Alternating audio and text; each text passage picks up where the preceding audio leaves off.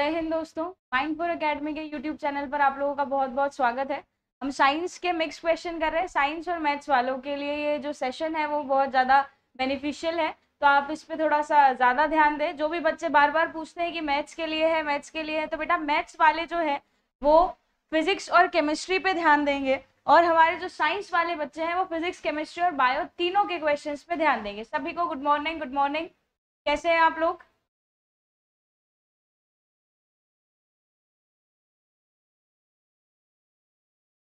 Good morning, जय हिंद। चलिए हमारा सेशन आगे बढ़ाते हैं अपन। इसके अलावा 16 अप्रैल को जो भी बच्चे इंडियन पॉलिटी पढ़ना चाहते हैं, 16 अप्रैल रविवार को राम सर के द्वारा पूरी की पूरी एक महामैराथन ली जा रही है, जिसमें पूरा जो पॉलिटी है वो पढ़ा दिया जाएगा आपको। अगला देखें तो हमारा ये जो है ये सेशन की लिस्ट है कि सुबह 7 बजे करंट अफेयर रखता है, 8 बजे पॉलिटी, 9 बजे हमारा फिजिक्स और केमिस्ट्री और बायो चलता है, साथ ही साथ हिंदी लगता है 10 बजे, 11 बजे लगता है साइंस प्लस ईवीएस और 12 बजे लगता है इंग्लिश। ठीक है। इसके अलावा सामाजिक विज्ञान की महामैराथन चलती है। पेपर कैसे आता है, कैसे आपको सॉल्व करना है सामाजिक विज्ञान के लिए, ठीक है। तो जो भी बच्चे आप लोग से कनेक्टेड है सामाजिक विज्ञान वाले, उन लोगों को आप बता सकते हैं कि 5 से 8 जो है वो रेगुलर आप देख सकते हैं। इसके अलावा वर्ग 2 की हमारी सारी क्लासेस हैं। अगर आप लोग परचेस करना चाहते हैं तो मात्र 999 में कोर्सेस अवेलेबल है, तो आप उसको देख सकते हैं। ठीक है। अगला बात करें, व्यापम की भी बैचेस स्टार्ट है मात्र 1499 रुपए में। इसके अलावा बैंक फाउंडेशन है 1999 रुपए में। इसके अलावा आपके पास मैथ्स और रीजनिंग फाउंडेशन है 299 रुपए में मात्र। और जिन भी लोगों ने हमारा टेलीग्राम चैनल जो है या यूट्यूब चैनल सब्सक्राइब ना किया हो तो उसको जल्दी से सब्सक्राइब करें, ठीक है। और ये सेशन जो है वो जितना ज्यादा हो सके आप लोग दूसरे लोगों तक शेयर भी करें। चलिए बढ़ते हैं आगे। तो हमारा पहला क्वेश्चन देखेंगे अपन। पहला क्वेश्चन है आपका कि फिलोसोफर वुल रासायनिक दृष्टि से क्या है? बताइए जल्दी से। फिलोसोफर वुल रासायनिक दृष्टि से क्या है? फिलोसोफर वुल जो है वो किसका अन्य नाम है, मतलब किसको बोला जाता है फिलोसोफर वुल? फिलोसोफर वुल जो है, फिलोसोफर वुल बहुत ही बेसिक क्वेश्चन है। फिलोसोफर वुल किसको कहा जाता है? बताएं जल्दी। बिल्कुल, डॉक्टर भीमराव अंबेडकर जी की जयंती की आप लोग सभी को बहुत बहुत शुभकामनाएं। राधे राधे। अब थोड़ा सा गुड मॉर्निंग, राधे राधे, जय हिंद हो गया हो तो जल्दी बताओ कि आंसर बताओ इसका। सबसे पहले तो क्या आंसर है इसका? Very good. चलिए, जिंक ऑक्साइड। फिलोसोफर वुल जो है वो किसको कहा जाता है? जिंक ऑक्साइड को कहा जाता है। और इसी फिलोसोफर वुल को या फिर जिंक ऑक्साइड को आप यशद पुष्प के नाम से भी जानते हैं। किसके नाम से जानते हैं? यशद पुष्प के नाम से भी जानते हैं, या जिंक व्हाइट के नाम से भी इसको जाना जाता है। जिंक व्हाइट के नाम से भी इसको जाना जाता है। इसके अलावा इसका यूज जो होता है वो कृत्रिम दांत के निर्माण में होता है। कृत्रिम दांत के निर्माण में इसका प्रयोग किया जाता है। ठीक है, तो ध्यान रखेंगे आप लोग कि फिलोसोफर वुल जो है वो किसका रासायनिक नाम है? फिलोसोफर वुल का रासायनिक नाम क्या है? तो जिंक ऑक्साइड। क्या नाम है इसका? जिंक ऑक्साइड इसका रासायनिक नाम है। चलिए बढ़े आगे। अगला क्वेश्चन। अगला क्वेश्चन है कि जब लोहे पर जंग लगता है तो उसका भार बढ़ता है, घटता है, उतना ही रहता है, या अनुमेय हो जाता है? बताइए जल्दी से। बता नहीं सकते हैं आप क्या? लास्ट वाले का मतलब है कि नहीं पता। बताओ, बढ़ेगा या घटेगा? जब लोहे पर जंग लगती है तो उसका भार बढ़ता है या घटता है, या फिर उसमें कोई परिवर्तन नहीं आता, तो उसका भार क्या होता है बेटा? बढ़ता है। उसका भार क्या होता है? बढ़ता है। क्योंकि लोहे पर जब जंग लगती है तो आपको पता होना चाहिए कि लोहे पर जंग का मुख्य कारण जो है वो नमी और ऑक्सीजन है। क्या है? नमी और ऑक्सीजन। नमी और ऑक्सीजन दोनों होना चाहिए किसके लिए? लोहे पर जंग लगने के लिए। ठीक है, रस्टिंग ऑफ आयरन के लिए या लोहे के संक्षारण के लिए क्या आवश्यक होता है? तो लोहे के संक्षारण के लिए नमी भी आवश्यक है और ऑक्सीजन भी। केवल ऑक्सीजन होगा तो भी संचारण नहीं होगा, केवल नमी होगी तो भी संचारण नहीं होगा लोहे का। दोनों चीजें आवश्यक है, नमी और ऑक्सीजन दोनों चीजें आवश्यक होती है। जब ये लगता है तो अब क्या बनता है? फेरस ऑक्साइड बनता है। ठीक है, आयरन ऑक्साइड बनता है, Fe2O3।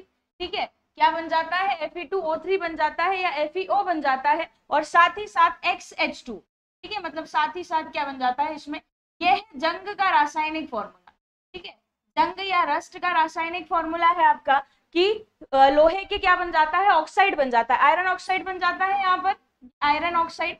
आयरन ऑक्साइड की जब परत लगती है किस पर, लोहे पर, तो उसका भार पहले बढ़ जाता है। लेकिन क्वेश्चन आपको पूछा जाए कि परत चढ़ने के बाद धीरे धीरे क्या होता है, तो परत चढ़ने के बाद धीरे धीरे उसका भार घटने लग जाता है। अभी तो सामान्य से क्वेश्चन है कि लोहे पर जंग लगता है तो उसका भार क्या होता है, तो जंग लगने से क्या होती है, आयरन ऑक्साइड आ जाती है। आयरन ऑक्साइड के कारण लोहे का भार पहले बढ़ता है और बढ़ने के साथ साथ फिर धीरे धीरे क्या होता है कि आयरन का क्षरण होता है, लोहा क्या होता है, खोखला होने लग जाता है, जिसकी वजह से बाद में धीरे धीरे इसका भार क्या होगा, घटने लग जाएगा। क्लियर है बात?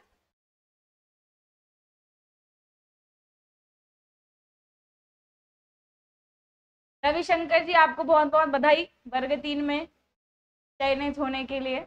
चलिए, तो क्वेश्चन को थोड़ा सा ध्यान से समझेंगे आप लोग, है ना, कि पहले भार बढ़ेगा उसके बाद धीरे धीरे घटेगा, है ना। तो चलिए, इतनी बात आ गई समझ में। अच्छा, एक और यहीं से क्वेश्चन बता दो आप कि इसको जंग से बचाने के लिए कौन सी प्रक्रिया है, बचाने के लिए, जंग से बचाने के लिए, लोहे को जंग से बचाने के लिए क्या, कौन सी प्रक्रिया होती है, तो गैल्वेनीकरण होती है, सभी को पता है, गैल्वेनीकरण की प्रक्रिया होती है, गैल्वेनाइजेशन होता है। और गैल्वेनाइजेशन में क्या किया जाता है बेटा, गैल्वेनाइजेशन में लोहे पर जिंक की परत चढ़ाई जाती है, क्या चढ़ाई जाती है, जिंक की परत चढ़ाई जाती है। ठीक है, लोहे पर जिंक की परत चढ़ाई जाती है, जिसकी वजह से लोहा संक्षारित होने से बच जाता है। पहले भी ये कंसेप्ट बता चुकी हूँ आपको, जैसे ही लोहे पर जिंक की परत चढ़ाएंगे अपन तो जिंक ऑक्साइड बन जाएगा। और हमें क्रियाशीलता की श्रेणी पता है कि जिंक जो है वो आयरन से ज्यादा एक्टिव है, जिंक जो है वो आयरन से ज्यादा क्या है, क्रियाशील है। तो जैसे ही जिंक की परत चढ़ाएंगे तो जिंक भी ऑक्सीजन के साथ क्रिया करके संक्षारित हो जाएगा और जिंक ऑक्साइड बना लेगा। ये जो जिंक ऑक्साइड है ये इतना कठोर होता है कि ये एक बार बन जाता है तो फिर इसका पुनः संचारण होना इम्पॉसिबल है। ठीक है, मतलब जल्दी से इसका संचारण नहीं होता है। तो जिंक ऑक्साइड जो है वो अंदर वाले जिंक को भी बचा लेता है और जो जिंक है वो अंदर वाले आयरन को तो बचा ही रहा है। तो इस तरीके से अगर क्वेश्चन आता है कि गैल्वेनाइजेशन किसका संचारण करता है, तो पहली बात तो गैल्वेनाइजेशन में जिंक का संचारण होता है। और गैल्वेनाइजेशन अगर लोहे के संदर्भ में पूछा तो जिंक लोहे को जंग लगने से बचाता है। ठीक है, चलिए, सारे कंसेप्ट आपके क्लियर होना चाहिए। मैथ में फिजिक्स और केमिस्ट्री के टॉपिक भी तो बेटा ये मैथ्स का ही तो है, मतलब मैथ्स में जो फिजिक्स और केमिस्ट्री आता है उसमें उसके ही क्वेश्चन हमने लिए हैं। ठीक है, चलिए अगली बात करें। अगला क्वेश्चन देखो, अगला क्वेश्चन है कि कौन से तत्व रेडियो एक्टिव नहीं है, इसमें से कौन सा तत्व ऐसा है जो रेडियो एक्टिव नहीं है, से कौन सा तत्व ऐसा है जो रेडियो एक्टिव नहीं है। तो पहली बात तो आपको ये पता होना चाहिए कि रेडियो एक्टिविटी होता क्या है। ठीक है, पहली बात तो रेडियो एक्टिविटी क्या होता है, तो परमाणु जो है अपना स्थायित्व प्राप्त करने के लिए अल्फा बीटा और गामा कणों का उत्सर्जन करता है। और जो भी पदार्थ या जो भी परमाणु इन अल्फा बीटा और गामा कणों का उत्सर्जन करते हैं वो रेडियो एक्टिव एलिमेंट्स कहलाते हैं। अब ये अल्फा बीटा और गामा का उत्सर्जन कर ही क्यों रहे हैं, क्योंकि इनके नाभिक में या तो प्रोटॉन की संख्या ज्यादा होगी या न्यूट्रॉन की संख्या ज्यादा होगी। ठीक है, तो दोनों को स्टेबल करने के लिए, बैलेंस करने के लिए, अपने आप को स्टेबल या स्थायी बनाने के लिए परमाणु क्या करता है, अल्फा बीटा और गामा कणों का उत्सर्जन करता है। उसको बोला जाता है रेडियो एक्टिविटी। उसको क्या कहा जाता है, रेडियो एक्टिविटी कहा जाता है। इसमें से आपको पता होना चाहिए कि रेडियो एक्टिव जो एलिमेंट्स होते हैं 83, जिनका परमाणु क्रमांक 83 से ज्यादा होता है, का परमाणु क्रमांक 83 या 83 से ज्यादा हो, वो क्या कहलाते हैं, आपके रेडियो एक्टिव एलिमेंट्स कहलाते हैं। वो क्या कहलाएंगे, रेडियो एक्टिव एलिमेंट्स कहलाते हैं। ठीक है, तो आपको बता दूं मैं, यूरेनियम का जो परमाणु क्रमांक होता है वो होता है 92। थोरियम का कितना होता है बेटा, तो थोरियम का होता है 90। थोरियम का परमाणु क्रमांक कितना होता है, 90। प्लूटोनियम का परमाणु क्रमांक होता है 94। इसका साइन जो है वो Pu है, इसका TH है और इसका U है। तो ये सब किससे ज्यादा है आपके, सॉरी ये सब किससे ज्यादा है, 83 से ज्यादा है। तो 83 से ज्यादा है तो ये सब तो रेडियो एक्टिव हो जाएंगे। और रेडियो एक्टिव तत्व कौन सा नहीं है वो पूछा गया है, तो जिरकोनियम जो है ये रेडियो एक्टिव तत्व नहीं है, क्योंकि इसका जो परमाणु क्रमांक होता है वो कितना होता है, 40 होता है। और ये डी ब्लॉक का एलिमेंट है, ठीक है, ये डी ब्लॉक का एलिमेंट है। जनरली जो रेडियो एक्टिव एलिमेंट्स होते हैं उन सबको एफ ब्लॉक में रखा जाता है, रखा जाता है एफ ब्लॉक में रखा जाता है, जबकि जिरकोनियम जो है, जिरकोनियम जो है ये किसका तत्व है, डी ब्लॉक का तत्व है, ठीक है। तो 83 से ज्यादा होते हैं तो उसको अपन क्या कहते हैं, रेडियो एक्टिव एलिमेंट कहा जाता है। चलिए बेटा, सोशल साइंस की क्लासेस अलग अलग लगती हैं। आप सामाजिक विज्ञान का देखना चाहते हैं तो 5 से 8 में देख सकते हैं, रोज लग रही है 5 से 8, और सुबह पॉलिटी की लगती है 8 से 9। बेटा प्लेलिस्ट बनी हुई है, आप थोड़ा ध्यान से सर्च करें, प्लेलिस्ट जो है वो बनी हुई है।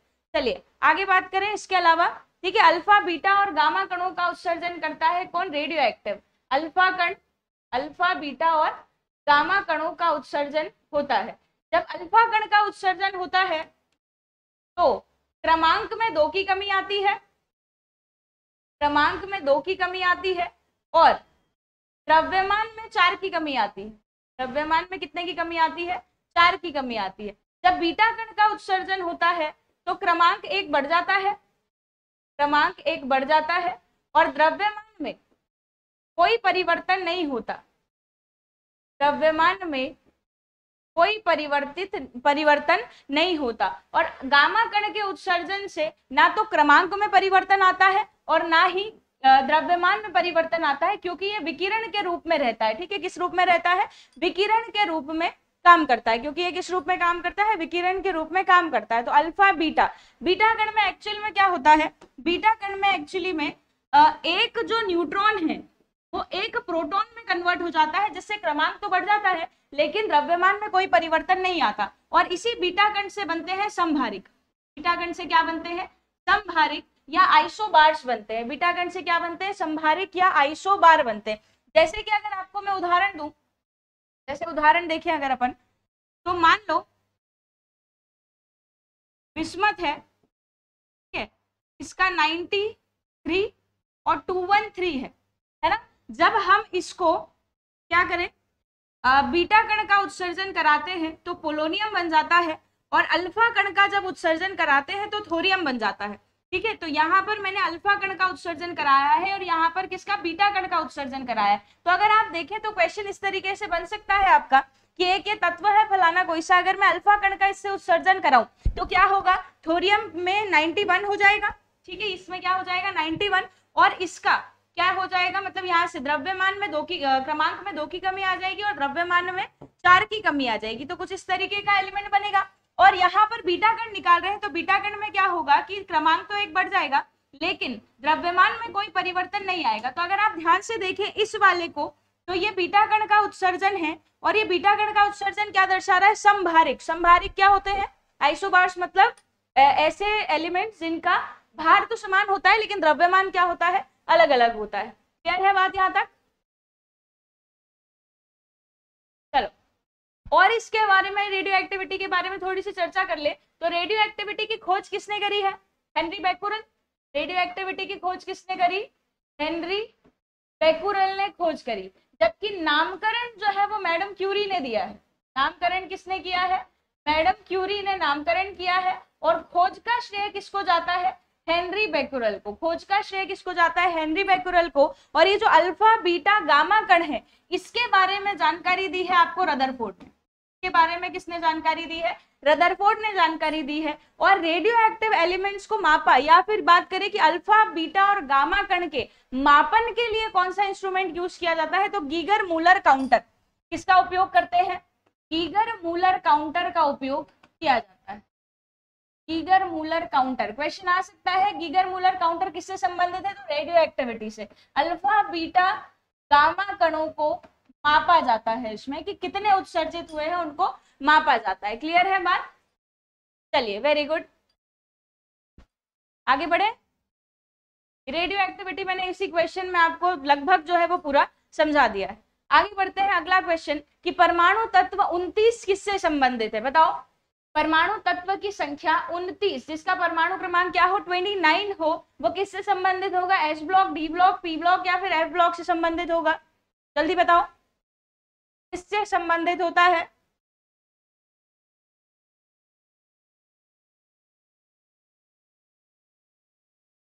अल्फा पे होता है बेटा, चार्ज का पूछ रहे हो ना, अल्फा पे होता है पॉजिटिव चार्ज, बीटा पे होता है नेगेटिव चार्ज, और इस पे होता है शून्य चार्ज। ठीक है, अल्फा पॉजिटिव होता है, बीटा नेगेटिव होता है, और गामा जो होता है वो 0 होता है। चलिए आगे बताएं।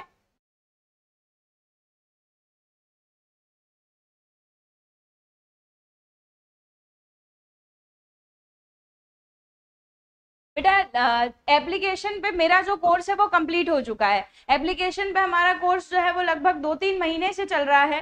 ठीक है, तो मेरा जो बायो वाला पोर्शन था, फिजिक्स केमिस्ट्री और बायो, वो पूरा कंप्लीट हो चुका है। अभी आपका जो लाइव चल रहा होगा वहां पे वो पर्यावरण चल रहा है। ठीक है, जो भी मैंने पढ़ाया है वो रिकॉर्डेड वीडियोज और सारी चीजें आपको दिख जाएगी उसमें।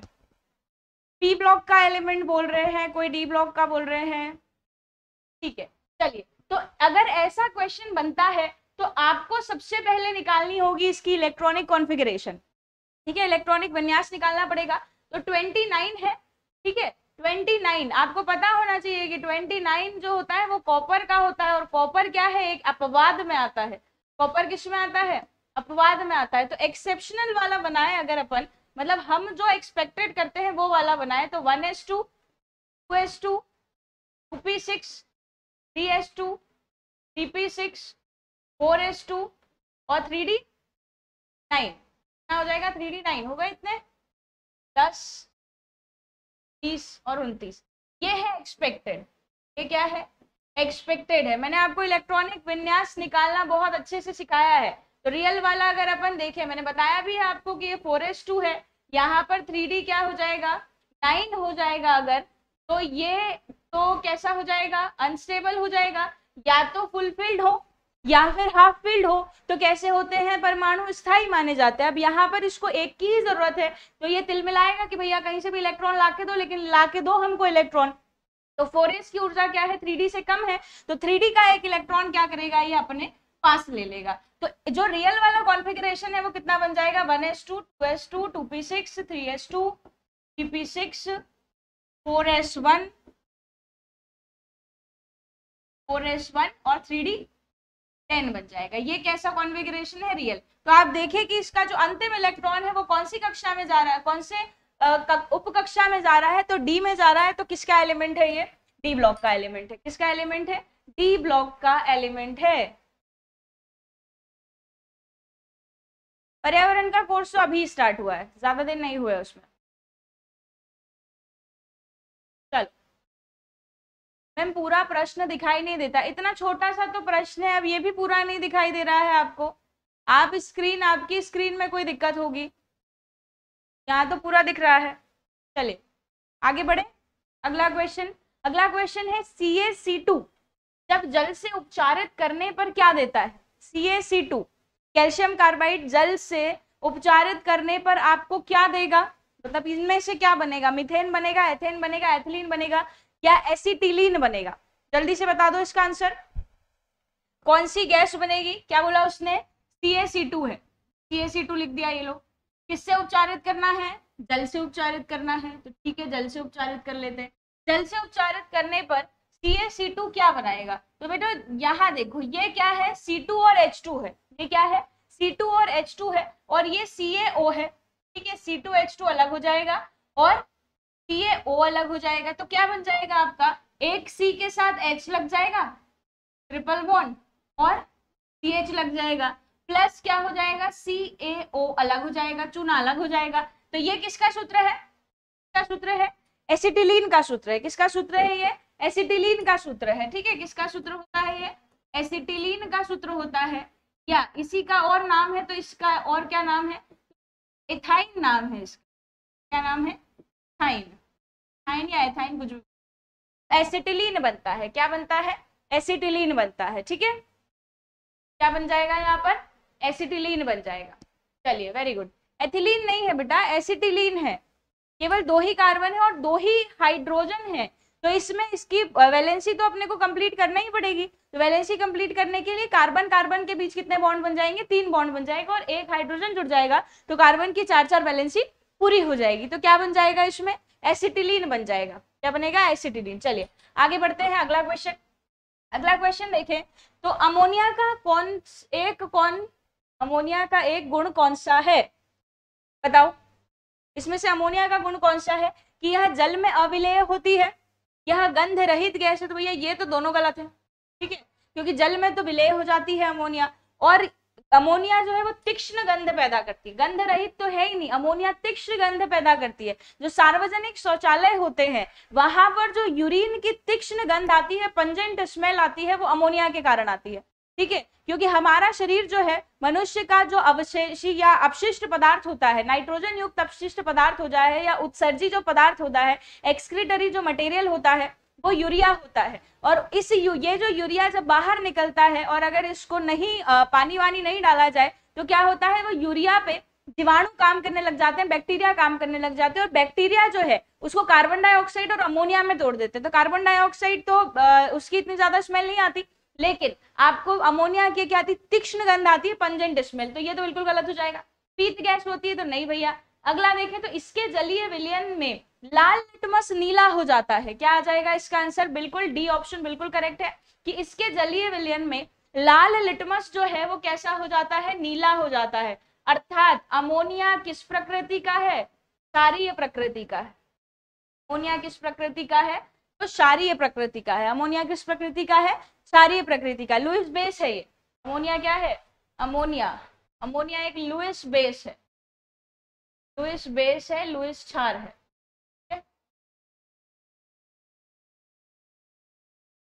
लुईस बेस या लुईस क्षार, अमोनिया। चल क्लियर है यहाँ तक, बढ़े आगे।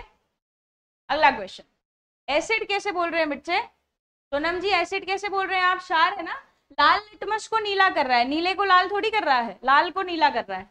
अगला क्वेश्चन, ध्वनि तरंगों में से कौन सी घटना घटित नहीं होती, ध्वनि तरंगों में निम्न में से कौन सी घटना घटित नहीं होती, बताओ। विवर्तन नहीं होता है, डिफ्रैक्शन, या ध्रुवण नहीं होता है, पोलिमराइजेशन, या फिर परावर्तन नहीं होता, ठीक है, या फिर व्यतिकरण नहीं होता, इंटरफेरेंस नहीं होता। बताओ क्या नहीं होता, विवर्तन की घटना नहीं होती है, ध्रुवण की घटना नहीं होती है, परावर्तन नहीं होता है, या व्यतिकरण नहीं होता। ध्वनि में निम्न में से क्या नहीं होता है।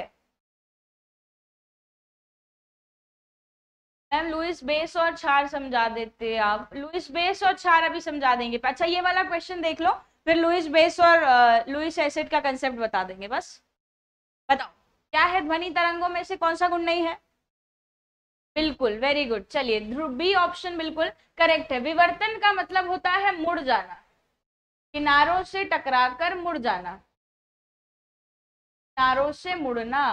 तो ध्वनि तो बहुत ज्यादा मुड़ती है, ध्वनि में तो ये घटना बहुत ज्यादा होती है कि यहाँ से आप बोल रहे हैं और अगले कमरे में अगर आवाज जा रही है, मतलब ध्वनि ही तो मुड़ के जा रही है, तो किनारों से टकराकर मुड़ने की घटना विवर्तन कहलाती है और बहुत ज्यादा होता है। परावर्तन, परावर्तन मतलब टकरा के लौटना, टकरा के लौटती है आवाज तभी तो एको होता है, ठीक है, तभी तो क्या होती है, आवाज जो है वो रिपीट होती है, गूंजती है आवाज, ठीक है, तो उसी को कहते हैं अपन इको होना, परावर्तन के कारण। व्यतिकरण मतलब होता है अध्यारोपण, परावर्तन का क्या मतलब बोला मैंने, टकराकर लौटना, तो ये भी घटना होती है इसमें, तो ध्वनि में। साथ ही व्यतिकरण का मतलब होता है अध्यारोपित हो जाना, सुपरपोज हो जाना, अध्यारोपित होना या सुपरपोज होना, ठीक है, सुपरपोजिशन भी बोलते हैं इसको। तो सुपरपोजिशन मतलब ध्वनि तरंग एक दूसरे पर क्या होती है, एक से दूसरे से मिल जाती है, ठीक है। तो अगर दो स्पीकर ऐसे थोड़े से इस तरीके से रखे गए हैं तो सामने क्या होगी, उसकी आवाज बहुत ज्यादा तेज सुनाई देगी, उसको कहते हैं व्यतिकरण। ध्रुवण की घटना नहीं होती, ध्रुवण की घटना इसलिए नहीं होती क्योंकि आपकी जो ध्वनि है वो अनुदैर्ध्य तरंग के रूप में काम करती। ध्वनि कैसी है, अनुदैर्ध्य तरंग है, और अनुदैर्ध्य तरंग में ध्रुवण की घटना नहीं होती। अर्थात ध्रुवण का मतलब होता है कि सभी दिशाओं से किसी तरंग को केवल एक दिशा में ला देना, तो ऐसा पॉसिबल नहीं है कि ध्वनि को सभी दिशाओं से ला करके एक ही दिशा में ला दिया जाए, ऐसा ध्वनि में पॉसिबल नहीं है, क्योंकि ध्वनि अनुदैर्ध्य तरंग है। जबकि ध्रुवण जो होता है, जबकि ध्रुवण जो होता है ये केवल अनुप्रस्थ तरंग में होता है, केवल किस में होता है, अनुप्रस्थ तरंग में होता है, ठीक है, केवल अनुप्रस्थ तरंग में होता है, जैसे कि प्रकाश, जैसे कि प्रकाश में होगा, ठीक है। चलिए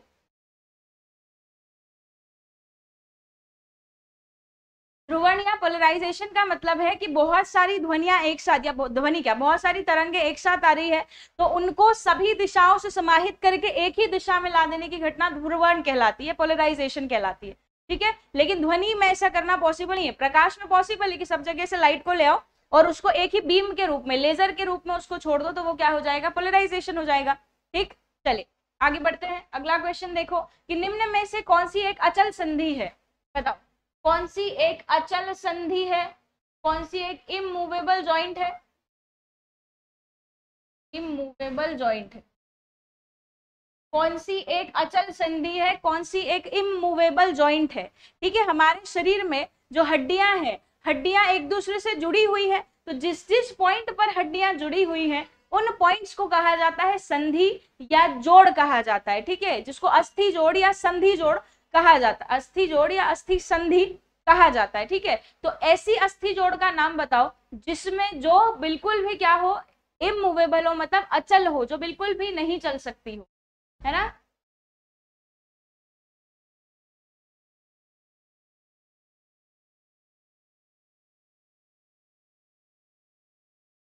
सॉरी, लुईस क्षार भूल गए ना अपन। चलो इसके बाद पक्का, ये क्वेश्चन के बाद पक्का लुईस एसिड बेस का कंसेप्ट मैं क्लियर करवा दूंगी। क्या आ जाएगा, बिल्कुल, वेरी गुड, सी जो है वो बिल्कुल सही है। कपाल की अस्थियों के मध्य संधि, ये जो सिर, ये हमारा कपाल है, ये क्या है, हमारा कपाल है, ऊपर ऊपर का पोर्शन। ठीक है, यहाँ पर ऐसा कर सकते हैं कि आपकी आधा सिर जो है वो यहाँ से खोल दें, या फिर ये हिल सके, तो ये हिल नहीं सकता है। ठीक है, तो ये जो ऊपर ऊपर की कपाल की जो अस्थियां हैं, जो 8 अस्थियां हैं कपाल की, है ना, ये इमूवेबल होती है। ये कैसी होती है, इमूवेबल होती, अचल संधि। जबकि अन्य ऑप्शन देखें तो सिर व गर्दन के बीच दुराग्र संधि, दुराग्र संधि का मतलब एक जो अस्थि है वो खूंटी की तरह रहती है, उसके ऊपर दूसरी अस्थि घुमाई जा सकती है। तो रीढ़ की हड्डी है हमारी खूंटी की तरह, ठीक है, सीधी है, और उसके ऊपर हम खोपड़ी को घुमा सकते हैं, इधर उधर कर सकते हैं, तो ये तो मूवेबल हो गई। इसके अलावा और क्या है, कोहनी से कब्जा संधि, तो ये कोहनी देखो मुड़ रही है कि नहीं मुड़ रही, एक साइड ही मुड़ रही। कब्जा मतलब यहाँ पर क्या लगा दिया गया है, सॉकेट लगा दिया गया है, कब्जा लगा दिया गया। जिस दरवाजे में लगाते हैं तो दरवाजा एक ही साइड खुलता है, वैसे कोहनी का जोड़ है, घुटने का जोड़ है, यहाँ पर कब्जा संधि पाई जाती है, तो एक ही तरफ क्या लगाया जाता है, एक ही तरफ उसमें मूवमेंट हो सकता है, लेकिन मूवमेंट तो हो रहा है तो मूवमेंट हो जाएगा। कंदुक खल्ली का संधि मतलब एक अस्थि जो है वो सीधी रहे और दूसरी अस्थि चारों तरफ घुमाई जा सके, तो ये कहलाती है आपकी कंदुक खल्ली का संधि। तो अंश मेखला इसका उदाहरण है। क्लियर है बात, चलिए आगे बढ़ते हैं। तो ये कपाल की अस्थियों के बीच क्या होता है, अचल संधि पाई जाती है, कंदुक खल्ली का संधि पाई जाती है अंश मेखला में, अंश मेखला, पेक्टोरल गर्दन।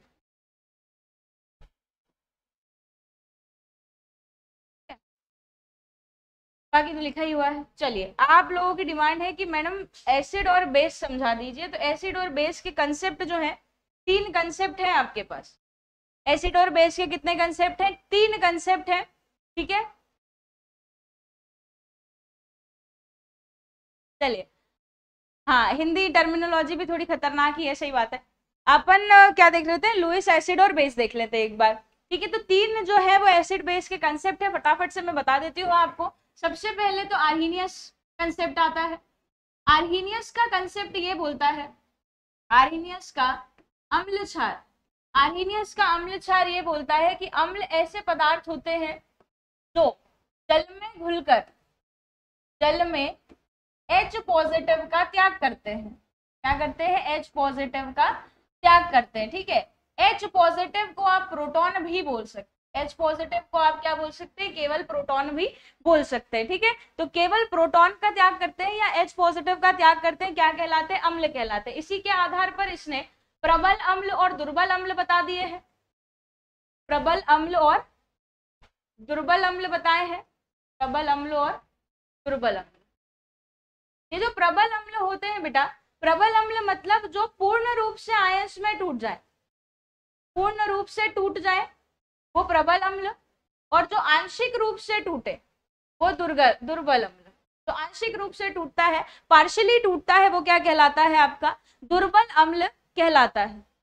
हाँ, अम्ल क्षार ही पढ़ रहे हैं अपन, ठीक है, अम्ल क्षार ही पढ़ रहे हैं। मैं आपको कंसेप्ट बता रही हूँ, आर्हीनियस, ब्रोंस्टेन, लोरी और लुईस। लुईस पे से क्वेश्चन बनने की संभावना ज्यादा है। ठीक है, आर्हेनियस की अवधारणा क्या कह रही है? जो जल में घुल के H पॉजिटिव का त्याग करते हैं वो अम्ल कहलाते हैं, पूर्ण रूप से टूट जाते हैं वो प्रबल अम्ल हो जाते हैं, जो आंशिक रूप से टूटते हैं या पार्शियली टूटते हैं वो दुर्बल अम्ल हो जाते हैं। प्रबल अम्ल में क्या आ जाएगा? तो HCl टूट जाता है पूरा, H2SO4 टूट जाता है पूरा, इसके अलावा HBr टूट जाता है पूरा और HNO3 टूट जाता है पूरा। तो ये जो छोटे छोटे अम्ल है ये प्रबल अम्ल में आएंगे, और बड़े बड़े अम्ल जैसे कि CH3COOH एसिटिक एसिड के अलावा ऑक्सैलिक एसिड के अलावा साइट्रिक एसिड या फॉर्मिक एसिड, ये जो बड़े बड़े अम्ल हैं ये किस में आते हैं? दुर्बल अम्ल में आते हैं, क्योंकि आसानी से नहीं टूट पाते।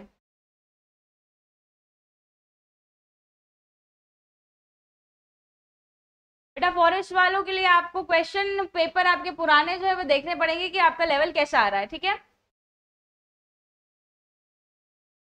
मैथ्स वालों के लिए क्लास ले सकते हैं क्या मैम? बिल्कुल, मैथ्स वाले भी ये क्लास ले सकते हैं, मैथ्स वालों के लिए तो बहुत इंपॉर्टेंट है अम्ल क्षार लवण।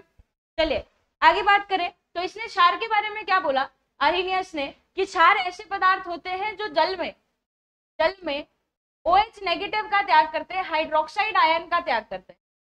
तो किसका त्याग करते हैं? OH नेगेटिव या हाइड्रोक्साइड आयन का त्याग करते हैं, वो क्षार कहलाते हैं। वो भी दो प्रकार के होते हैं बेटा, प्रबल क्षार हो जाएगा एक तो, और एक क्या हो जाएगा? दुर्बल क्षार। सेम कंसेप्ट बताया है इन्होंने कि जो पूर्ण रूप से टूट जाते हैं वो प्रबल क्षार होते हैं, जैसे कि NaOH है, KOH है, ये पूर्ण रूप से टूट जाएंगे तो क्या हो जाएंगे? प्रबल क्षार। और आंशिक रूप से जो टूटते हैं जैसे कि NH4OH हो गया, ठीक है, MgOH का होल ट्वाइस हो गया, ये बड़े बड़े हैं, अमोनियम हाइड्रोक्साइड, मैग्नीशियम हाइड्रोक्साइड, तो ये आंशिक रूप से टूटते हैं, तो ये क्या हो जाएंगे? दुर्बल क्षार। बस कंसेप्ट याद रखना है कि आर्हेनियस ने बोला है कि जो जल में घुल के H पॉजिटिव का त्याग करते हैं वो एसिड होते हैं, और जो जल में घुल के OH नेगेटिव यानी कि हाइड्रोक्साइड आयन का त्याग करते हैं वो क्या होते हैं? आपके क्षार या बेस कहलाते हैं, ठीक है।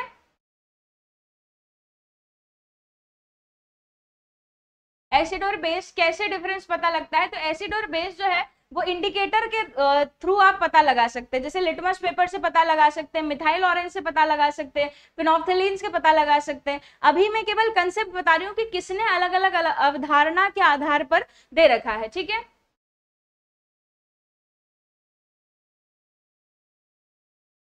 चलो आगे बढ़े, अगला देखो, ये आर्हेनियस हो गया, अगला है ब्रोंस्टेन लोरी। अगला कौन आया है? ब्रोंस्टेन लोरी।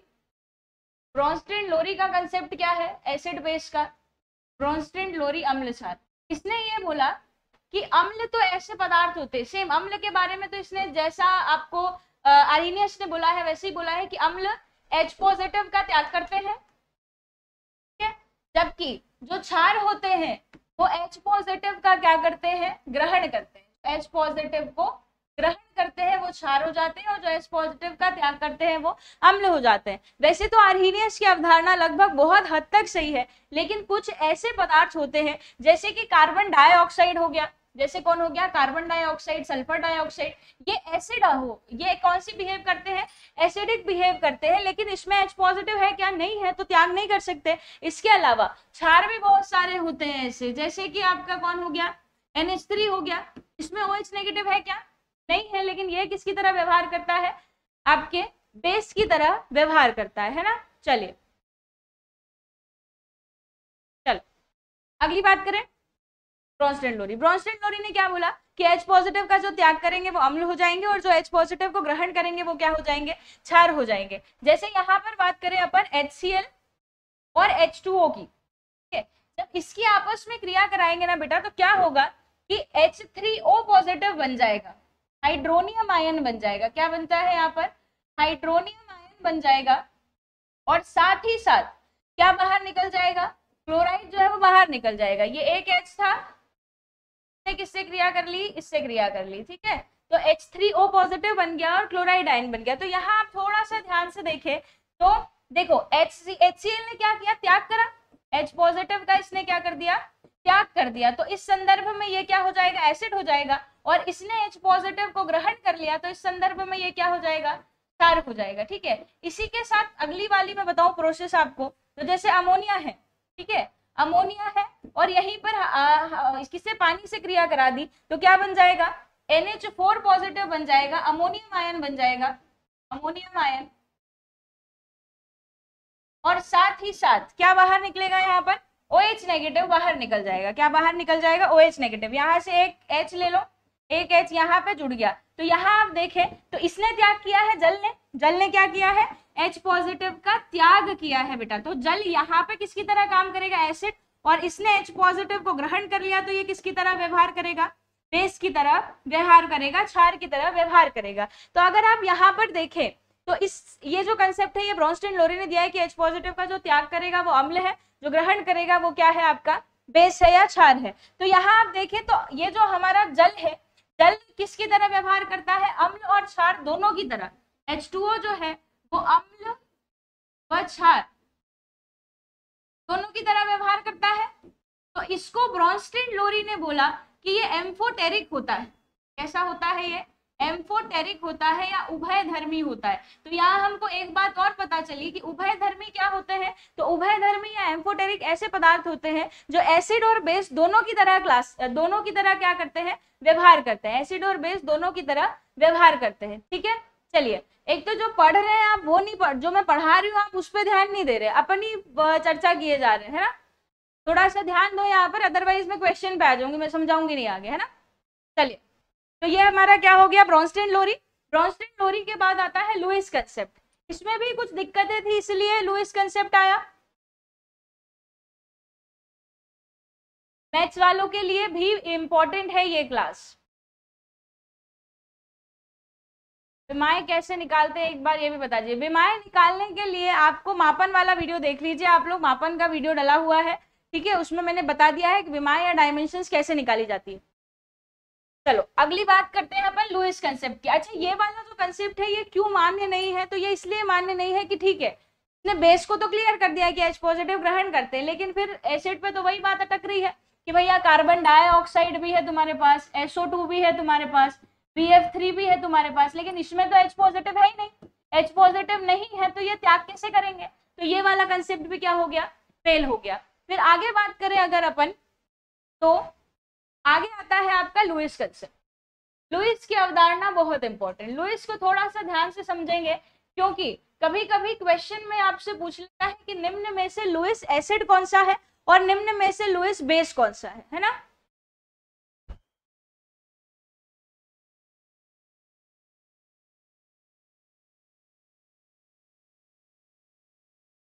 आगे बढ़ते हैं। लुईस अवधारणा। लुईस अवधारणा में इसने ये बोला है, लुईस अवधारणा पहली बात तो किस पे किस पे निर्भर करती है? तो इलेक्ट्रॉन युग्म पे, लोन पेयर पे डिपेंड करती है, लोन पेयर।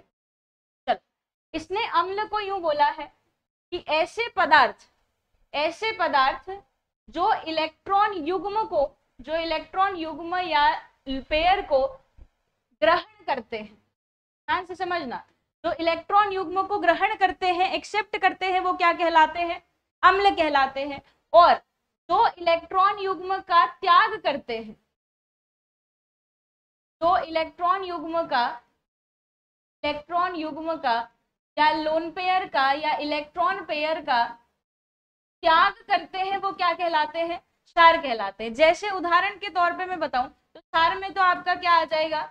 NH3 आ जाएगा, और अम्ल में आपका आ जाएगा BF3 भी आता है, AlCl3 भी आता है, AlF3 भी आता है, ठीक है, BCl3 भी आता है, साथ ही साथ आपका कॉपर पॉजिटिव भी आ जाता है, H पॉजिटिव भी आ जाता है ना, SnCl2 भी आ जाता, SnCl4 भी आ जाता है, SiCl4 भी आ जाता है। ये सब क्या है? आपके अम्ल में आते हैं। ये सब किस में आते हैं? अम्ल में आते हैं, ठीक है। जबकि क्षार में NH3 आ जाता है, Cl नेगेटिव आ जाता है, OH नेगेटिव आ जाता है, H2O आ जाता है। अब ये आते कैसे हैं? आप कैसे पता लगाएंगे कि कौन सा पदार्थ लुईस एसिड की तरह व्यवहार कर रहा है और कौन सा पदार्थ जो है वो लुईस बेस की तरह व्यवहार कर रहा है? तो बेटा थोड़ा सा आप लोग इस पे ध्यान देंगे, एक बार में समझ में आने वाली चीज है अगर आप ध्यान से पढ़ लें इसको तो, ठीक है। चलो, तो मैं समझा रही हूँ आपको कि कौन सा लुईस एसिड की तरह व्यवहार करता है, कौन सा लुईस बेस की तरह व्यवहार करता है, ठीक है। तो जो इलेक्ट्रॉन युग्म को ग्रहण करेगा वो अम्ल हो जाएगा, जो त्याग करेगा वो क्षार हो जाएगा। अब भैया ये कैसे पता चले कि कौन सा ग्रहण कर रहा है, कौन सा त्याग कर रहा है? तो देखो, जिसके पास एक्स्ट्रा लोन पेयर होगा वही त्याग करने के, जिसके पास एक्स्ट्रा पैसे होते हैं वही दान करने की क्षमता रखता है। जिसके पास खुद का ही खर्चा चलाने के पैसे नहीं है, क्या वो दान कर पाएगा? या जिसकी संगति अच्छी नहीं है, क्या वो दान कर पाएगा? तो नहीं कर पाएगा। तो अगर आप यहाँ ध्यान से देखें बेटा, तो देखो ये बी किससे जुड़ा है? फ्लोरीन से। एल्यूमिनियम किससे जुड़ा है? क्लोरीन से। तो यहाँ पर अगर कोई भी पदार्थ किससे जुड़ जाए? इलेक्ट्रोनेगेटिव एलिमेंट से जुड़ जाए। इलेक्ट्रोनेगेटिविटी का मतलब क्या होता है कि ऐसे पदार्थ जो इलेक्ट्रॉन युग्म को अपनी तरफ खींचने की क्षमता रखते हैं, उनको कहा जाता है विद्युत ऋणात्मक तत्व, इलेक्ट्रोनेगेटिव एलिमेंट। ठीक है, तो अब फ्लोरीन है, फ्लोरीन तो क्या है? मोस्ट इलेक्ट्रोनेगेटिव एलिमेंट है, बहुत ज्यादा सर्वाधिक विद्युत ऋणात्मक तत्व कौन सा है आपके पास? फ्लोरीन है। तो फ्लोरीन अपने युग्म को क्या करता है? खींचने की कोशिश करता है, क्योंकि इसको अपना ऑक्टेट क्या करना है? पूरा करना है। तो इलेक्ट्रॉन युग्म को अपनी तरफ खींचने की कोशिश करेगा। और जुड़ा है किससे? बोरॉन से। तो बोरॉन से जुड़ा है तो उससे भी खींचने की कोशिश करेगा। ठीक है, तो ये एक्सेप्ट करने की प्रवृत्ति रखते हैं। ये कैसी प्रवृत्ति रखते हैं? एक्सेप्ट करने की। जबकि ये जो है वो त्याग करने की प्रवृत्ति रखते हैं। ठीक है,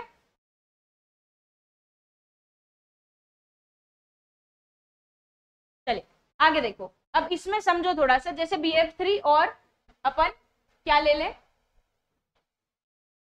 NH3। BF3 पहले NH3 क्या है? प्लस इस क्या करा रहे हैं अपन? किससे? BF3। अगर आप यहाँ पे थोड़ा सा ध्यान दें तो ध्यान से देखो, नाइट्रोजन का क्रमांक होता है 7। इसका जो इलेक्ट्रॉनिक विन्यास है, का जो इलेक्ट्रॉनिक विन्यास है वो क्या है? 1s2 2s2 2p3। कितना है? यही है, 7 होता है तो 7 का क्या हो जाएगा? 2p3 हो जाएगा। तो अगर मैं इसको देखूं तो ये 1s2 तो ये कंप्लीट है, 2s2 भी कंप्लीट है बेटा। इसमें 3 कक्ष होते हैं जिसमें 3 इलेक्ट्रॉन भरे हुए हैं। अब इसने 3 हाइड्रोजन से बंध बना रखे हैं। इसने ऑलरेडी किससे बंध बना रखे हैं? 3 हाइड्रोजन से बंध इसने बना रखे हैं। तो ये इसका ऑक्टेट तो हो गया कंप्लीट। इसका ऑक्टेट क्या हो गया? कंप्लीट हो गया। अब इसका ऑक्टेट कंप्लीट हो गया तो जिससे भी इलेक्ट्रॉन की शेयरिंग की जाती है उसमें आप कोई भी छेड़छाड़ नहीं कर सकते। ठीक है, मतलब मैंने अगर 10 रुपए दिए हैं, सामने वाले ने 10 रुपए दिए, तो उस 20 रुपए का उपयोग केवल हम दोनों करेंगे, किसी तीसरे को इन्वॉल्व नहीं कर सकते उसमें। ठीक है, तो इन तीनों जो इलेक्ट्रॉन युग्म है इसका उपयोग नहीं होगा। लेकिन यहाँ पर ये क्या है? 2 एक्स्ट्रा लोन पेयर है, ये 2 एक्स्ट्रा लोन पेयर है, 2 लोन पेयर है, 2 इलेक्ट्रॉन युग्म इसके पास एक्स्ट्रा है। लेकिन ये तो सेफ रखेगा, सारा कुछ थोड़ी ना दान कर देगा, ये तो अपने पास क्या रखेगा? सेफ रखेगा। तो इसके पास एक एक्स्ट्रा लोन पेयर होता है। किसके पास? नाइट्रोजन के पास एक एक्स्ट्रा लोन पेयर होता है। ये एक एक्स्ट्रा लोन पेयर लगा दिया। बोरॉन की बात करें अगर यहाँ पर तो देखो, बोरॉन का होता है 5, 1s2 2s2 2p1। ठीक है, ये 1s2 2s2 और 2p1। इसको जरूरत है कितने की? 5 की। इसको जरूरत है कितने की? 5 की। तो बेटा 5 की जरूरत है इसको, तो ये चाहता तो ये 3 को डोनेट करके अपने ऊपर +3 बना लेता। लेकिन जुड़ किससे गए भाई साहब?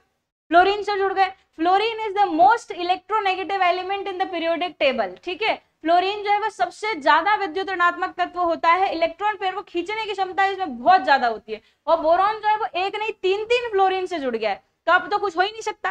ठीक है, तो यहाँ बात करें तो देखो फ्लोरीन के तो ये बना दिए मैंने येलो से। अब इसको और भी अपने लिए कितने इलेक्ट्रॉन की जरूरत है? 2 इलेक्ट्रॉन की जरूरत और है अपना ऑक्टेट पूरा करने के लिए। ठीक है, तो ये तो किसी को देने देगा नहीं फ्लोरीन, तो ये क्या करेगा? नाइट्रोजन के पास एक्स्ट्रा है ना, तो ये इसको शेयरिंग के लिए दे देगा। शेयरिंग के लिए दे देगा तो यहाँ पर इसका भी पूरा हो जाएगा काम और इसका भी काम नहीं रुकेगा। तो इस तरीके से ये आपस में क्या बना लेंगे? उपसह संयोजी बंध बना लेंगे। क्या बनाएंगे? ये आपस में उपसह संयोजी बंध बना लेंगे। जो एरो दिख रहा है ये उपसह संयोजी बंध का एरो, उपसह संयोजी बंध का एरो है, कोऑर्डिनेशन बॉन्ड का एरो, कोऑर्डिनेशन बॉन्ड। तो एक चीज और ध्यान रखेंगे आप कि यहाँ पर जो बंध बनते हैं लुईस एसिड बेस में कोऑर्डिनेशन बॉन्ड्स बनते हैं। क्या बनते हैं? कोऑर्डिनेशन बॉन्ड बनते हैं। हाँ, जिसमें हेलोजन समूह लगे होते हैं वो जनरली लुईस एसिड कहलाते हैं। हाँ, कोऑर्डिनेशन बॉन्ड बनाएगा बिल्कुल, क्योंकि इसने इलेक्ट्रॉन पेयर की क्या कर रखी है? शेयरिंग कर रही है। कंसेप्ट समझ में आया है? यहाँ पर जिसके पास एक्स्ट्रा होगा तो ये एक तरीके से जो भी स्क्रीनशॉट लेना चाहता है ले सकते हैं फटाफट से, फिर लास्ट में बताती हूँ आपको कि कैसे पहचानना है इसको। चलिए देखो, अगला मैं बताऊं यहाँ पर तो AlCl3 सेम है बेटा। Al के साथ 3 क्या जुड़ गए? क्लोरीन जुड़ गए, तो ये भी खींचने की क्षमता रखेगा। ठीक है, साथ ही साथ यहाँ पर केवल क्लोरीन, ये कॉपर और हाइड्रोजन का संदर्भ समझ लो। कॉपर के पास होते हैं 29, अगर केवल कॉपर होता तो इसका था 29। अभी थोड़ी देर पहले ही मैंने आपको बताया कि क्या होता है इसका 4s1 और 3d10 होता है। आपने क्या करा, Cu पॉजिटिव ले लिया, मतलब इसने एक इलेक्ट्रॉन का त्याग कर दिया, तो 4s0 और 3d10 हो गया। तो अब इसको 0 है तो इसका अगर अपना ऑक्टेट पूरा करना है तो 2 इलेक्ट्रॉन चाहिए, इलेक्ट्रॉन युग्म चाहिए, ठीक है, इलेक्ट्रॉन युग्म चाहिए तो क्या आपको 2 इलेक्ट्रॉन देने पड़ेंगे, तो ये लुईस एसिड हो जाएगा कि नहीं। हाइड्रोजन की मैं बात करूं यहाँ पर H पॉजिटिव की, तो बेचारा जब हाइड्रोजन केवल अकेला था, ठीक है, तो इसका 1s1 था, कोई इसको अगर एक इलेक्ट्रॉन दे देता तो ये सेटिस्फाइड हो जाता, लेकिन नहीं, इसको किसी ने इलेक्ट्रॉन नहीं दिया तो H पॉजिटिव बन गया। H पॉजिटिव बन गया, बिल्कुल ही इलेक्ट्रॉन नहीं है इसके पास, ठीक है, तो इसको अब 2 इलेक्ट्रॉन की जरूरत है। इसको कितने की जरूरत है, 2 इलेक्ट्रॉन की जरूरत है। तो जब 2 इलेक्ट्रॉन की जरूरत है मतलब युग्म की जरूरत है, तो ये कैसा हो जाएगा, लुईस एसिड हो जाएगा। यहाँ पर बेस की मैं बात करूं तो NH3 तो आई गया होगा समझ में। क्लोरीन नेगेटिव की बात करें तो क्लोरीन का होता है 17, क्लोरीन का क्या होता है 17, और यहाँ नेगेटिव है तो इसका तो 18 हो गया, तो फुल भी ले तो भरमार है इसके पास, किसकी भरमार है, इलेक्ट्रॉन पेयर की भरमार है, तो ये तो त्याग कर ही सकता है। OH की बात करें तो OH या H2O के पास भी क्या है, ऑक्सीजन भी जो है वो रिच इलेक्ट्रॉन, मतलब उसके पास इलेक्ट्रॉन पेयर जो होते हैं 2 होते हैं, नाइट्रोजन से ज्यादा इलेक्ट्रॉन पेयर होते हैं ऑक्सीजन के पास, क्योंकि ऑक्सीजन जो है बेटा हमारा, ठीक है, ऑक्सीजन का होता है 8, 1s2 2s2 और 2p4 होता है ना, तो 1s2 ये हो गया, 2s2 ये हो गया, 2p4 मैंने ये बना दिया, 2 हाइड्रोजन से जुड़ा है तो ये 2 हाइड्रोजन से जुड़ गया, ठीक है, 2 हाइड्रोजन से जुड़ गया, तो इसके पास 3 इलेक्ट्रॉन पेयर है, चलो एक इसने सेव भी रख ली, तो 2 इलेक्ट्रॉन पेयर, तो इसके पास क्या बच गई एक्स्ट्रा, तो हाइड्रोजन ऑक्सीजन के पास क्या होती है 2 एक्स्ट्रा इलेक्ट्रॉन पेयर्स होते हैं। अब ध्यान यहाँ पर ये रखना है कि यहाँ पर भी क्लोरीन है, यहाँ पर भी क्लोरीन है, लेकिन अगर अकेला क्लोरीन है तो देने की क्षमता रखेगा, ठीक है, लेकिन अगर किसी के साथ जुड़ जाएगा तो लेने की क्षमता रखेगा। आगे ये बात समझ में, तो ये क्या हो जाएगा, लुईस एसिड और लुईस बेस का कंसेप्ट हो जाएगा आपका। चलिए क्लियर हुआ यहाँ तक सभी को, तो ये लुईस एसिड और बेस मैंने पूरे समझा दिए, सभी क्लियर है,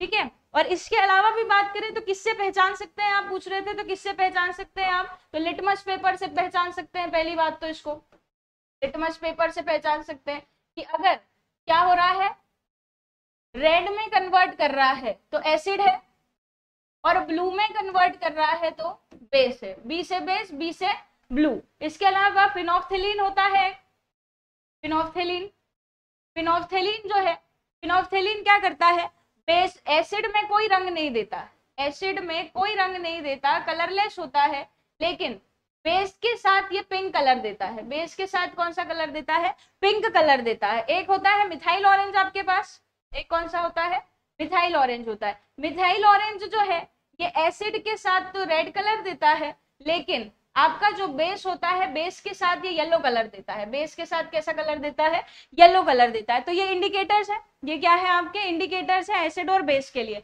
पीएच के बारे में भी सबको ही पता है, यहाँ पर पीएच अगर 7 से क्या होगा, कम होगा तो एसिड हो जाएगा, और 7 से ज्यादा होगा तो बेस हो जाएगा, 7 से ज्यादा बेस, और अगर 7 आता है तो क्या हो जाएगा, न्यूट्रल हो जाएगा, उदासीन हो जाएगा, न्यूट्रल या उदासीन हो जाएगा। क्लियर है सभी को,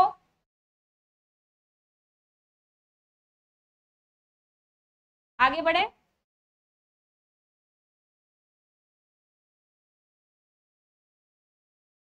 अगला क्वेश्चन, अब क्वेश्चन पे ध्यान दे अपन थोड़ा सा।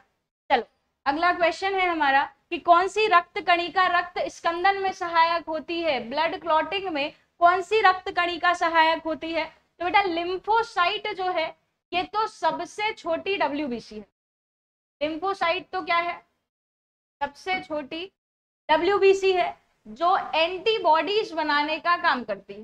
कौन क्या बनाती है, ये एंटीबॉडीज बनाने का काम करती है, ठीक है। मोनोसाइट जो है ये सबसे बड़ी WBC है, मोनोसाइट सबसे बड़ी WBC है, जो पूरे शरीर में ढूंढ ढूंढ के जीवाणुओं का भक्षण करती है, तो इसको पुलिसमैन ऑफ द ब्लड कहा जाता है। क्या कहते हैं अपन, पुलिसमैन ऑफ द ब्लड कहते हैं। पेट्रोलिंग करती है ये पूरे शरीर के, और ढूंढ ढूंढ के जीवाणुओं का कीटाणुओं का भक्षण करती है। लाल रक्त कणिकाएं RBC जिसको बोलते हैं इरिथ्रोसाइट्स, क्या कहते हैं, इरिथ्रोसाइट्स कहा जाता है। इसमें पाया जाता है हीमोग्लोबिन, और हीमोग्लोबिन क्या करता है, ऑक्सीजन तथा कार्बन डाइऑक्साइड का परिवहन कराता है, ट्रांसपोर्टेशन कराता है, ठीक है। बच क्या रहा है, प्लेटलेट्स या बिंबाणु। तो प्लेटलेट्स या बिंबाणु का रासायनिक नाम है थ्रोम्बोसाइट्स, बायोलॉजिकल नेम या आपका साइंटिफिक नेम कह सकते हैं थ्रोम्बोसाइट्स, ठीक है। और इसका काम है रक्त का थक्का बनाना या रक्त का स्पंदन करना, ब्लड क्लॉटिंग करना। तो क्या आ जाएगा आपका, प्लेटलेट्स। इसको एरिथ्रोसाइट बोलते हैं, डब्ल्यूबीसी को ल्यूकोसाइट्स बोला जाता है। क्लियर है बात, चलिए वेरी गुड, आगे बढ़े। अगला क्वेश्चन, अगला क्वेश्चन देखो, सही जमाना है इसमें से सूची को, सूची 1 को सूची 2 के साथ सम्मिलित कीजिए।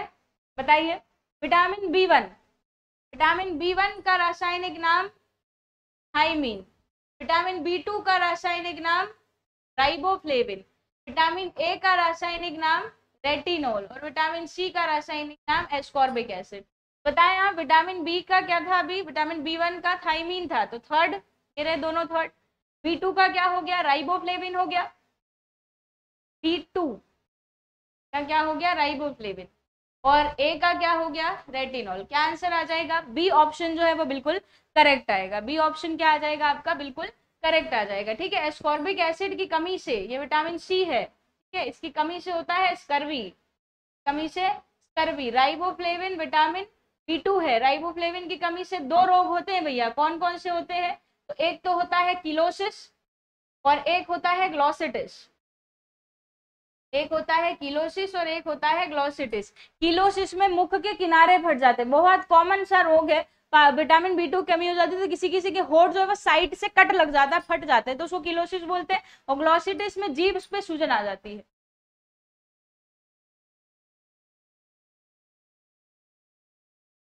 बी 2 का थाइमिन नहीं होता है, बी 2 का राइबोफ्लेविन होता है, बी 1 का थाइमिन होता है, ठीक है। कंफ्यूज मत हो और दूसरों को भी कंफ्यूज मत करो, है ना। थाइमिन बी 1 का थाइमिन होता है, बी 2 का राइबोफ्लेविन होता है। थाइमिन जो है वो बी 1 है, इसकी कमी से होता है बेरीबेरी, कमी से कौन सा रोग होता है, बेरीबेरी। बेरीबेरी भी 2 प्रकार का होता है, wet beriberi, dry beriberi. Wet beriberi में दिल की समस्याएं होती है, ड्राई बेरीबेरी में तंत्रिका तंत्र से संबंधित समस्याएं होती है। रेटिनॉल जो है इसका, ये किसका है रासायनिक नाम, विटामिन ए का, इसकी कमी से हो जाता है रतौंधी, नाइट ब्लाइंडनेस। शलाका कोशिकाओं की कमी हो जाती है जिसकी वजह से व्यक्ति रात में नहीं देख पाता। साथ ही साथ और कौन से रोग होते हैं, तो जीरोफ्थेल्मिया होता है। जीरोफ्थेल्मिया कल भी बताया था मैंने कि जीरोफ्थेल्मिया में क्या होगा, कॉर्निया का पानी जो है वो सूख जाता है, एक्वस ह्यूमर सूख जाता है जिसकी वजह से आंखों में छाले पड़ जाते हैं। और एक लास्ट होता है इसमें किरेटोमलेशिया, एक कौन सा होता है, किरेटोमलेशिया। किरेटोमलेशिया में कॉर्निया क्षतिग्रस्त हो जाती है जिसकी वजह से एक्वस ह्यूमर बाहर बहने लग जाता है, ठीक है। चलिए यहां तक क्लियर है, आगे बढ़े। अगला क्वेश्चन, अगला क्वेश्चन देखो, अगला क्वेश्चन है जीवाणुओं को सर्वप्रथम किसने देखा, जल्दी बता दो, ये तो बहुत बेसिक सा क्वेश्चन है कि जीवाणुओं को सर्वप्रथम किसने देखा। आंसू नहीं बेटा, आंसू नहीं सूखते हैं, आंसू आंख को फाड़ के थोड़ी बाहर आते हैं। आंसुओं के लिए यहाँ ऊपर लेक्राइमल ग्रंथि पाई जाती। जो भी बच्चे कंफ्यूज है यहाँ पर थोड़ा सा समझो, जो मैं बोल रही हूँ कि जीरोफ्थेल्मिया में फट जाती है और एक्वस ह्यूमर बाहर आता है, तो आंसू बाहर नहीं आते। आंसू क्या आंख को फाड़ के बाहर आते हैं क्या, आंसू आंख को फाड़ के बाहर नहीं आते। यहाँ ऊपर लेक्राइमल ग्रंथि पाई जाती है जिसकी वजह से अगर हमको कुछ संक्रमण हो जाता है या कुछ कचरा वचरा चले जाता है या इमोशनल हो जाते हैं तो आंसू आते हैं। जबकि एक्वस ह्यूमर आंख के अंदर पाया जाता है, थोड़ा सा जेली टाइप का स्ट्रक्चर होता है। जीवाणुओं को सर्वप्रथम किसने देखा, एंटोनी वॉन लीवेनहॉक ने। एक्चुअली इन्होंने दांत की खुरचन में, दांत की खुरचन में, दांत की खुरचन को माइक्रोस्कोप में देखा, माइक्रोस्कोप में देखा और उसको एनिमल क्यूल्स नाम दिया। क्या नाम दिया है इन्होंने, एनिमल क्यूल्स नाम दिया है, एनिमल क्यूल्स। और वो एनिमल क्यूल्स क्या थे बेटा, जीवाणु थे। एनिमल क्यूल्स क्या थे, जीवाणु। तो जीवाणु की खोज किसने करी है आपके, एंटोनी वॉन लीवेनहॉक ने। या यूं कहे कि प्रथम जंतु कोशिका किसने खोजी या जीवित कोशिका की खोज किसने करी, एंटोनी वॉन लीवेनहॉक ने। इन्हीं को फादर ऑफ बैक्टीरियोलॉजी कहा जाता है, फादर ऑफ बैक्टीरियोलॉजी या माइक्रोबायोलॉजी। साथ ही साथ लुईस पाश्चर है, तो लुईस पाश्चर ने रोगाणुवाद का सिद्धांत दिया है। लुईस पाश्चर ने क्या दिया है आपको? रोगाणुवाद का सिद्धांत दिया है। रोगाणुवाद का सिद्धांत ये कहता है कि जितने भी बीमारी होती है, जितने भी रोग होते हैं हमें, वो किसी ना किसी सूक्ष्म जीव के कारण होते हैं, ठीक है, तो वो रोगाणुवाद का सिद्धांत है। साथ ही साथ इन्होंने पाश्चरीकरण के बारे में बताया। साथ ही साथ इन्होंने क्या बताया है? पाश्चरीकरण मतलब दूध है, दूध जल्दी ना फटे, ठीक है, दूध जल्दी से ना फटे, तो उसके लिए आप दूध को 20 से 30 मिनट तक आराम से 60-70 डिग्री सेल्सियस पे उबालो। ऐसा नहीं एक बार उबाला बंद कर दिया, 20 से 30 मिनट तक उबालना है और तुरंत उसको क्या कर लेना है? ठंडा कर लेना है। जैसे ही तुरंत उसको ठंडा करते हैं अपन, तो सारे जीवाणु, हानिकारक कीटाणु जो दूध को खराब करते हैं वो नष्ट हो जाते हैं और दूध आराम से बहुत ज्यादा समय तक खराब नहीं होता, उसको बोलते हैं पाश्चरीकरण। इसके अलावा है हमारे रॉबर्ट हुक। रॉबर्ट हुक ने किसकी खोज करी है? तो मृत कोशिका की खोज करी है। रॉबर्ट हुक ने मृत कोशिका की खोज करी, ठीक है। रॉबर्ट हुक ने किसकी खोज करी है? मृत कोशिका की खोज करी है। इन्हीं को फादर ऑफ साइटोलॉजी कहा जाता है, साइटोलॉजी के जनक कहा जाता है। और माइक्रोग्राफिया पुस्तक लिखी है। कौन सी पुस्तक लिखी है इन्होंने? माइक्रोग्राफिया पुस्तक। तो क्वेश्चन आता है माइक्रोग्राफिया पुस्तक किससे संबंधित है? तो कोशिका से संबंधित है, कोशिका से संबंधित है। क्या बातें चल रही?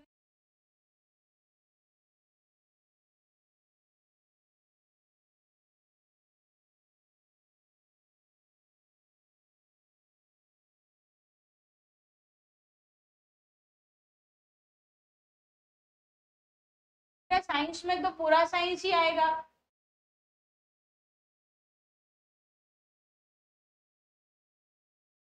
जो भी आपको आप सिलेबस देखिए, सिलेबस में जो भी दे रखा है वो सब आएगा, ठीक है। केमिस्ट्री, फिजिक्स, बायोलॉजी सब आएगा तुम लोगों को, जो साइंस वाले हैं सब। तुमने साइंस नहीं पढ़ा कभी? साइंस के लिए एग्जाम दे रहे हो और साइंस नहीं पढ़ा? साइंस में सब कुछ आता है, फिजिक्स, केमिस्ट्री, बायोलॉजी, तीनों सब्जेक्ट आते हैं, ठीक है। चलिए सिलेबस देखिए, सिलेबस को याद करिए, उसके बाद बात करना है, ठीक है। तो आज के लिए हमारा सेशन हम यहीं पर समाप्त करते हैं, 10 बज चुके हैं, ठीक है। आई होप कि आप लोगों को अच्छे से कंसेप्ट जो है वो क्लियर हो रहे हैं, ठीक है। तो बाकी अपन कल देखते हैं। जब तक के लिए अपना ध्यान रखें, धन्यवाद, थैंक यू। और पढ़ाई अच्छे से करें, और सबसे पहले तो सिलेबस पढ़े। आप लोग सिलेबस ही नहीं पता है आधे बच्चों को, तो फिर एग्जाम कैसे देंगे?